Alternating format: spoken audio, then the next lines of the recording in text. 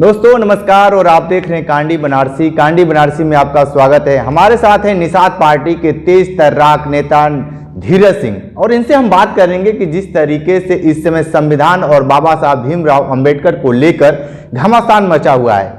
विपक्ष लगातार ये कह रहा है कि अमित शाह माफी मांगे, लेकिन ये जो जिस पार्टी से आते हैं भारतीय जनता पार्टी के सहयोगी पार्टी से हैं, ये बताइए कि जिस तरीके से अमित शाह को लेकर लगातार विपक्ष घेर रहा है, लगातार ये कह रहा है कि बाबा साहब भीमराव अंबेडकर का उन्होंने अपमान किया और लगातार ये कह रहे हैं कि माफ़ी मांगो।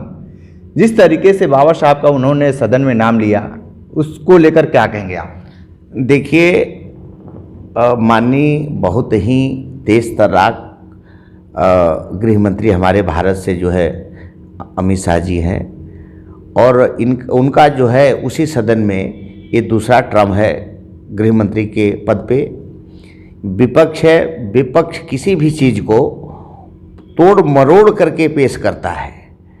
सदन में लाइव चल रहा था, इस तरीके से माननीय गृह मंत्री जी ने कोई बयान नहीं दिया है जिस पे माफ़ी मांगने का कोई प्रश्न उठता है।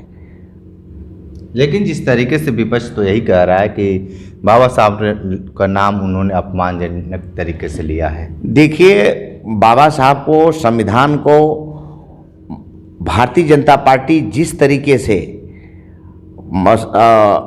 संविधान को और बाबा भीमराव अंबेडकर को मानती है, जानती है, उनके इतिहास को लेकर के, इसमें कहने का कोई बात नहीं है। संविधान के तहत संविधान को देखते हुए अभी जब चुनाव हुआ उत्तर प्रदेश में, जब लोकसभा का चुनाव हुआ, तो इन लोगों ने उसी शब्द को जो अयोध्या से के पूर्व सांसद लालू सिंह जी के बात को तोड़ मड़ोड़ करके लोगों के सामने पेश किया था, उसी तरीके से सदन में माननीय गृह मंत्री जी के शब्द को जो है ये लोग बार बार प्रयोग कर रहे हैं। इसमें कोई कहना नहीं है, जो होगा वो सामने आएगा। लेकिन जिस तरीके से आज के समय में लगातार सदन में एकदम गहमा गहमी मचा हुआ है और राहुल गांधी के ऊपर बीजेपी नेताओं ने बहुत बड़ा वो लगाया है कि धक्का मुक्की करने से बहुत सारे, जैसे कि प्रताप सारंगी को चोट लगी और भी विधायक सांसदों को चोट लगा है। क्या कहेंगे इसके लिए? देखिए, हमारे लोकतंत्र के मंदिर में पहली बार इस तरीके से देखने को मिला कि कांग्रेस इस हद पे उतर गई है कि अब मारपीट करने के लिए सांसदों के साथ जो है लोकतंत्र के मंदिर में मारपीट करने पे आमादा हो गई है। जो दुर्घटना हुई है वो पूरे भारत के सामने है। इसलिए कांग्रेस को इस जो है सदन में जो इन्होंने काम किया है वो राहुल गांधी को खुद माफ़ी मांगना चाहिए, ऐसा हमारा कहना है। लेकिन जिस तरीके से लगातार विपक्ष ये कह रहा है कि कोई ऑफिशियल वीडियो नहीं जारी किया गया, कोई सारे यहाँ सीसीटीवी कैमरे लगे हैं, तो क्यों नहीं भारतीय जनता पार्टी और चाहे सरकार वहाँ से सदन से क्यों नहीं कोई वीडियो जारी किया जा रहा है जब इस तरीके की मारपीट हुआ है? तो देखिए, मारपीट हुआ है तभी तो बाहर बात आई हुई है। माननीय सारंगी जी को और राजपूत जी को, माननीय सांसद जी को जो भी चोट लगी है वो सबके सामने है। वीडियो भी वहाँ लाइव कैमरा, सीसीटीवी कैमरा लगा हुआ है, वहाँ दूरदर्शन का लाइव है, शूट है, ये सबके सामने आएगा, ऐसा हमारा कहना है। ये बताइए कि जिस तरीके से एक माहौल बनाया जा रहा है संविधान को लेकर, आगामी चुनाव को लेकर क्या कहेंगे आप?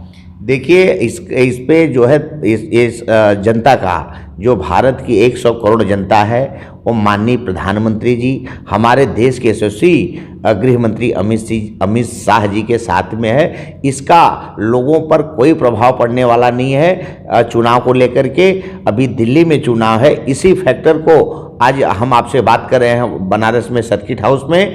हम अगली बार मिलेंगे जब इसी फैक्टर पे भारतीय जनता पार्टी की दिल्ली प्रदेश में सरकार बनेगी, वहाँ तक आप इंतजार करिए। लेकिन जिस तरीके से दिल्ली और बिहार में भी चुनाव है, क्या लगता है कि वहाँ पे फिर रिटर्न होगी सर?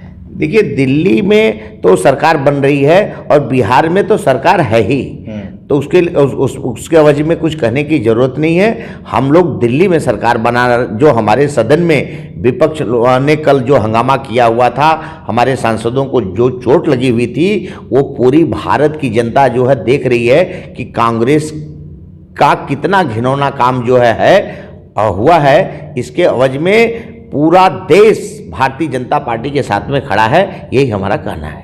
ठीक है, तो आप सुन रहे थे धीरज सिंह को, जो निषाद पार्टी के नेता हैं। बहुत सारी बातें बताए हैं राहुल गांधी को लेकर और जिस तरीके से संविधान को लेकर, आगामी चुनाव जिस तरीके से दिल्ली में होने जा रहे हैं उसको लेकर इन्होंने सीधे तौर पे एक ही बात कहा कि हम लोग वहाँ पे वापस आ रहे हैं, यानी बीजेपी की सरकार बन रही है। तो आने वाले वक्त में सरकार बनती है नहीं बनता है, आम आदमी पार्टी वहाँ पे भी इस तरीके से तीसरी बार वहाँ पे सरकार बनाई है, तो आम आदमी पार्टी को बीजेपी हराने में कितना संघर्ष करती है या कितना अच्छा प्रदर्शन करती है वो देखना दिलचस्प होगा। तुम्हारे साथ बने रहिए कांडी बनारसी के साथ में, दीजिए इजाज़त, नमस्कार।